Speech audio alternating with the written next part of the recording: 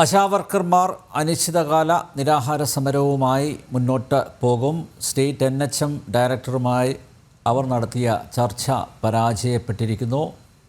ശ്രീനന്ദ ചേരുന്നുണ്ട്. വിശദാംശങ്ങൾ ശ്രീനന്ദ. എന്തായാലും സമരവുമായിട്ട് മുന്നോട്ട് പോകും. അവരുന്നയിച്ച ആവശ്യങ്ങളൊന്നും പരിഗണിച്ചില്ല. ആരോഗ്യമന്ത്രിയുമായി കൂടിക്കാഴ്ചയ്ക്ക് അവസരം ഒരുക്കും. ആ ഒരു ഉറപ്പ് മാത്രമാണ് ലഭിച്ചത്.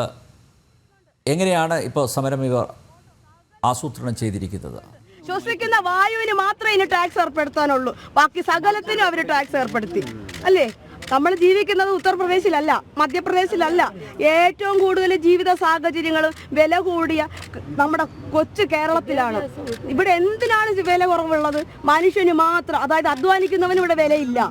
സമ്പന്നരുടെ പാർട്ടിയായി ഞങ്ങളുടെ ഭരണം. നമുക്ക് അവിടെ സംസാരിക്കാം.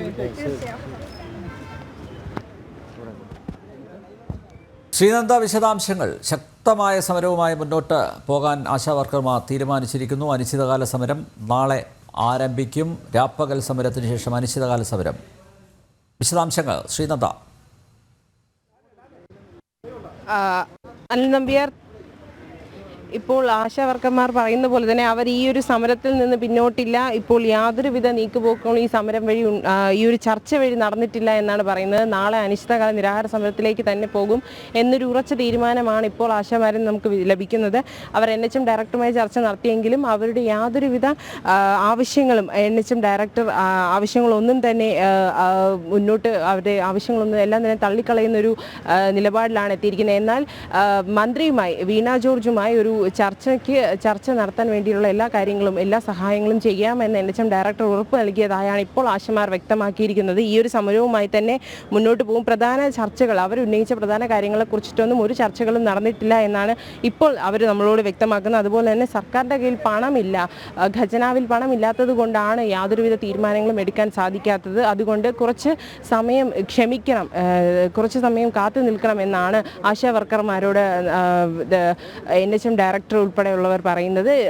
മന്ത്രിയോ ആരുമോ ഈ ഒരു ചർച്ചയിൽ പങ്കെടുത്തിട്ടില്ല എന്നാണ് ഇപ്പോൾ നമുക്ക് ലഭ്യമാകുന്ന വിവരം. മന്ത്രിയുമായി ഒരു ചർച്ച നടത്താൻ വേണ്ടി എല്ലാ സഹായങ്ങളും NHM ഡയറക്ടർ ചെയ്യുമെന്ന് തന്നെയാണ് ഇപ്പോൾ ആശാവർക്കർമാരോട് പറഞ്ഞിരിക്കുന്നത്. മന്ത്രി ഒരു അവസരം ഒരുക്കും, അതിൽ അവർ വളരെയധികം സന്തോഷത്തിലാണ്. ആ ഒരു അവസരം ഒരുക്കണം. എന്നാൽ തങ്ങളുടെ വാഗ്ദാനങ്ങൾ, തങ്ങൾക്ക് നൽകിയ വാഗ്ദാനങ്ങൾ ഒന്നുമേ പാലിക്കപ്പെടുന്നില്ല. അതുപോലെ തന്നെ എന്തുകൊണ്ടാണ് ഇങ്ങനൊരു ചർച്ച പൂർണ്ണ പരാജയം എന്ന് തന്നെയാണ് ആശാവർക്കർമാർ പറയുന്നത്.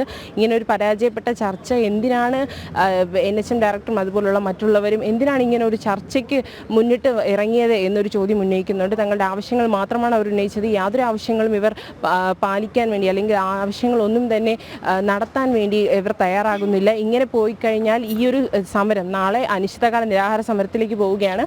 അതിൽ നിന്ന് പിന്നോട്ടില്ല. നാളെ 11 മണിക്ക് തന്നെ അനിശ്ചിതകാല നിരാഹാര സമരം വളരെ ശക്തമായി തന്നെ തുടരും. സെക്രട്ടേറിയറ്റിന് മുന്നിൽ വളരെ ശക്തമായി തന്നെ 3 ആശമാർ ഈ ഒരു അനിശ്ചിതകാല നിരാഹാര സമരം തുടരുമെന്ന് തന്നെയാണ് ഇപ്പോൾ ആശമാർ പറഞ്ഞിരിക്കുന്നത്. അവർ വികാരഭരിതരായാണ് സംസാരിച്ചത്. അവർ വളരെയധികം സങ്കടത്തിലാണ്. കാരണം തങ്ങൾക്ക് എന്തെങ്കിലും ഒരു നീക്കുപോക്കുകൾ, തങ്ങളുടെ ഈ 38 ദിവസത്തെ സമരത്തിന് എന്തെങ്കിലും ഒരു നീക്കുപോക്കുകൾ ഉണ്ടാകുമെന്ന് അവർ വളരെയധികം പ്രതീക്ഷിച്ചു. എന്നാൽ യാതൊരുവിധ നീക്കുപോക്കുകളോ യാതൊരുവിധ കാര്യങ്ങളോ ഇതിൽ നിന്ന്, ഈ ഒരു ചർച്ചയിൽ നിന്ന് NHM ഓഫീസിൽ 12:30 വിധിച്ച ചർച്ചയാണ് ഇപ്പോൾ 1:50 2 മണിയോടെടുക്കും. ക്ഷമിക്കണം. സെക്രട്ടേറിയറ്റിന് മുന്നിൽ രാപ്പകൽ സമരം നടത്തുന്ന ആശാ വർക്കർമാർ നാളെ മുതൽ അനിശ്ചിതകാല നിരാഹാര സമരം ആരംഭിക്കും. സ്റ്റേറ്റ് NHM ഡയറക്ടറുമായി അവർ നടത്തിയ ചർച്ച പരാജയപ്പെട്ടിരിക്കുന്നു. ആരോഗ്യമന്ത്രിയുമായി ഒരു കൂടിക്കാഴ്ചയ്ക്ക് അവസരമൊരുക്കും എന്ന ഉറപ്പ് മാത്രമാണ് അവർക്ക് ലഭിച്ചത്. ശ്രീനന്ദയാണ് വിവരങ്ങൾ നൽകിയത്.